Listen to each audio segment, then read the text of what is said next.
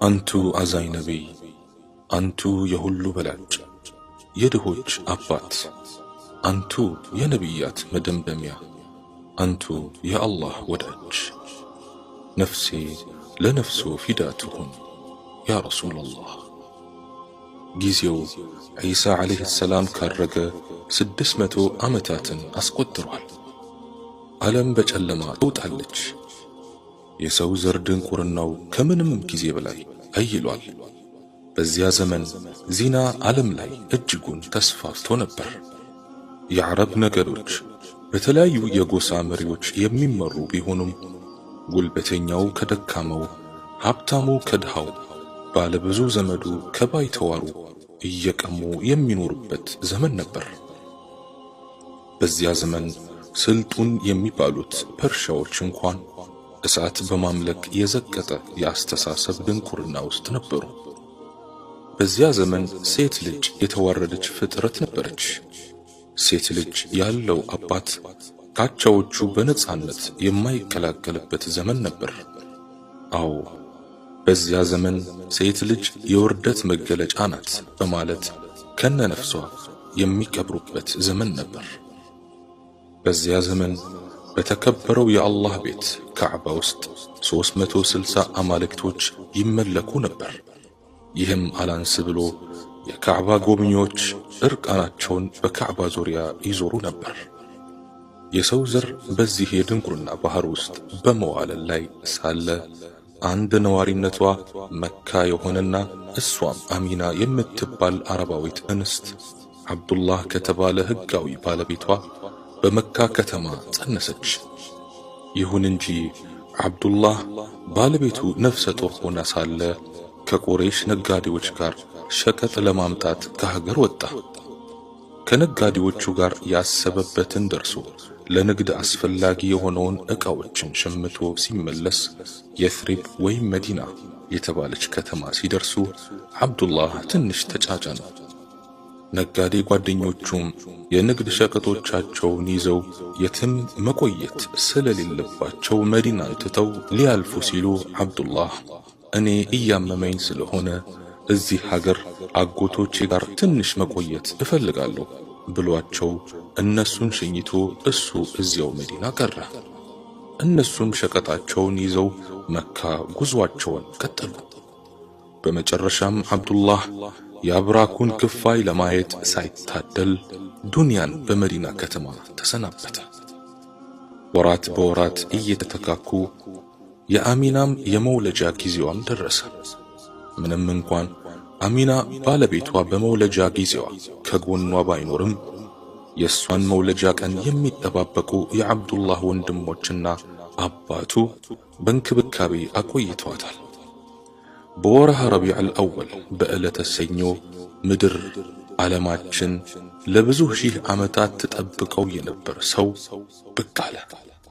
ያ የነቢያት መደምደሚያ የሆነው፣ ያ የእዝነት መግለጫ የሆነው፣ ያ ምድርን ከጽልመት የገላገለው ሰው ከአሚና ማህፀን ወደ ምድራችን ተሸጋገረ። ያ ሰው ስሙ ሙሐመድ ኢብኑ ዓብድላህ ኢብኑ ዓብድልሙጠሊብ ኢብኑ ሃሽም ኢብኑ ዓብድ መናፍ ኢብኑ ቁሰይ ኢብኑ ኪላብ ኢብኑ ሙራህ ኢብኑ ከዕብ እያለ የዘር ሐረጉ ከኢስማዒል ዓለይሂ ሰላም ጋር ይገናኛል። አሚና ረሱልን ዓለይሂ ሰላቱ ወሰላም ልክ እንደ ተገላገለች ሱወይበቱል አስለሚያ የምትባል የአቡ ለሃብ ባሪያ ወደ አሳዳሪዋ አቡ ለሃብ ዘንድ ስትሮጥ በመሄድ የወንድምህ ሚስት አሚና ወንድ ልጅ ተገላገለች ብላ ስታበስረው እሱም በደስታ ሰክሮ አንቺ ከአሁን ጀምሮ ባሪያ አይደለሽም ነፃ ነሽ አላት። የረሱላችንም ዓለይሂ ሰላቱ ወሰላም አያት የሆነው አብዱል ሙጠሊብ ይህን የምስራች ሲሰማ በሽማግሌ አቅም በሩጫ አሚና ዘንድ በመሄድ ሕፃኑን በደረቱ አቅፎት በስስት እየሳመው ወደ ካዕባ ገሰገሰ። አላህም ሙሐመድ የሚለውን ስም በአብዱል ሙጠሊብ ልብ ቀረጸለትና የረሱላችንን ዓለይሂ ሰላቱ ወሰላም ስም ሙሐመድ ብሎ ሰየማቸው። ሙሐመድ ማለት ትርጉሙ የተመሰገነ ማለት ነው። ከዚያም በኋላ ዓረቦች በተለምዶ ሕፃናት ልክ እንደተወለዱ በጥንካሬ እንዲያድጉ ገጠር ይሸኟቸው ነበርና ረሱልም አለይሂ ሰላቱ ወሰላም ወደ ገጠር ሊሸኙ ገበያ ላይ የገጠር ሴቶችን ፍለጋ ተወጣ። መካ ውስጥ አንድ አካባቢ አለ፣ ሕፃናቱን ተረካቢዎችና ሕፃናቱን አስረካቢዎች የሚገናኙበት።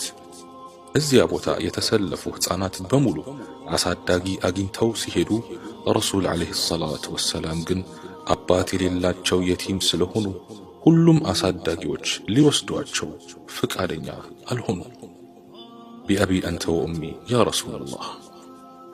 ሁሉም አሳዳጊ ሕፃናቱን ይዞ ወደ ሀገሩ ሊንቀሳቀስ ሲል ሐሊማ የተባለች እድለኛ የሕፃናቱን ገበያ ገበታ ረሱልን አለይሂ ሰላቱ ወሰላም ብቻ ስታገኝ ባዶ እጄን ከምመለስ ብላ ይዛቸው ከአካባቢዋ ሰዎች ጋር ጉዞ ጀመረች።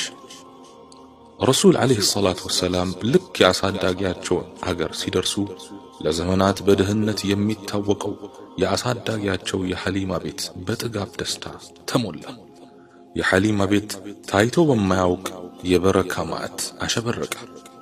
በዚህ ሁኔታ ረሱል አለይሂ ሰላቱ ወሰላም እዚያው ገጠር ውስጥ አድገው ከሕፃናት ለመጫወት በቁ። ከዕለታት አንድ ቀን ረሱል አለይሂ ሰላቱ ወሰላም ከጥቢ ወንድማቸው ከሐሊማ ልጅ ጋር ለመጫወት ከቤት ራቅ ብለው ሳለ ሁለት መላኢካዎች በሰው ተመስለው መጡ። ረሱላችንንም አለይሂ ሰላቱ ወሰላም ወደ ዳር አወጧቸውና ደረታቸውን መሰንጠቅ ጀመሩ። ይህ ሁሉ ሲሆን የረሱል የጥቢ ወንድም በቅርበት እየተከታተለ ነበር። በፍጥነት ወደ እናቱ በመሄድ ሙሐመድን ሁለት ሰዎች አስተኝተው እየገፈፉት ነው አላት። እሷም በድንጋጤ ስትሮጥ ረሱል አለይሂ ሰላቱ ወሰላም ወዳሉበት ቦታ ከሰገሰች። ቦታው ላይ ስትደርስ ረሱልም አለይሂ ሰላቱ ወሰላም በድንጋጤ ተሞልተው ቆመው አገኘቻቸው። ከዚያም በፍቅርና በስስት አቅፋቸው ምን ሆንክብኝ ልጄ ብላ ስትጠይቃቸው ረሱልም በጣፋጭ አንደበታቸው ከወንድሜ እየተጫወትን ሳለ ሁለት ሰዎችን ማለትም ጅብሪልና ሚካኤል ድንገት መጡ። ከዚያም አስተኝተውኝ ደረቴን ለሁለት ከከፈሉት በኋላ የሆነ ጥቁር ነገር ከደረቴ ፈልገው አወጡ። ከዚያም በጣም ነጭና የሚገርም ነገር በቦታው ተክተው ደረቴን እንደነበረ መልሰው ሄዱ ብለው ነገሯት። ከዚያም ሐሊማ ረሱልን አለይሂ ሰላቱ ወሰላም በቅፏ አስገብታ እቤት አመጣቻቸው።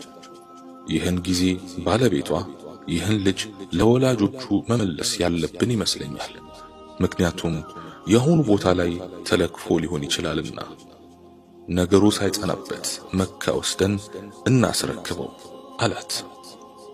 እሷም በዚህ ተስማምታ ለዓመታት በአካባቢያቸው ኑር ያበራላቸውን ሕፃን በ4 ዓመቱ ወደ መጣበት መካ ይዘውት ሄዱ። ከዚያም ብዙ ተጉዘው መካ ሲደርሱ የረሱልን አለይሂ ሰላቱ ወሰላም እናት አገኟትና ልጇን አስረከቧት። እሷም ለምን እንዳመጡት ስትጠይቃቸው ልክፍት እንዳይነካው ፈርተው እንደሆነ ነገሯት። ያን ጊዜ እሷም ወላሂ የኔን ልጅ ልክፍት አይነካው፣ ሙሐመድን ነፍሰ ጦር ሆኜ ምን እንዳየው ልንገራችሁ። ከኔ ውስጥ የሆነ ብርሃን ወጥቶ የሻም አገር ሕንጻዎች ላይ ሲያንጸባርቅ ተመልክቻለሁ። ደግሞም እሱን አርግዤ ምንም አይነት የእርግዝና ስሜት አልተሰማኝም። ይህ ልጅ ትልቅ ሚስጥር አለው አለቻቸው። ከዚያም ረሱላችን አለይሂ ሰላቱ ወሰላም ከእናታቸው አሚና መኖር ጀመሩ። ከዕለታት አንድ ቀንም የረሱል አለይሂ ሰላቱ ወሰላም እናት አሚና ልጇን ሙሐመድንና አገልጋይዋን ኡሙ አይመንን ይዛ የባለቤቷን ቀብር ልትዘይርና ለረሱልም አለይሂ ሰላቱ ወሰላም አጎቶቻቸውን ልታስተዋውቅ ወደ የፍሪብ ወይም መዲና ጉዞ ጀመረች። ጉዞ በጣም ከባድ ነበር። አየሩም እጅጉን ይከብዳል። ይሁን እንጂ ከመካ ተነስተው ጋራ ተራራውን አቆራርጠው መዲና ደረሱ። አሚና ልጇንና አገልጋይዋን ይዛ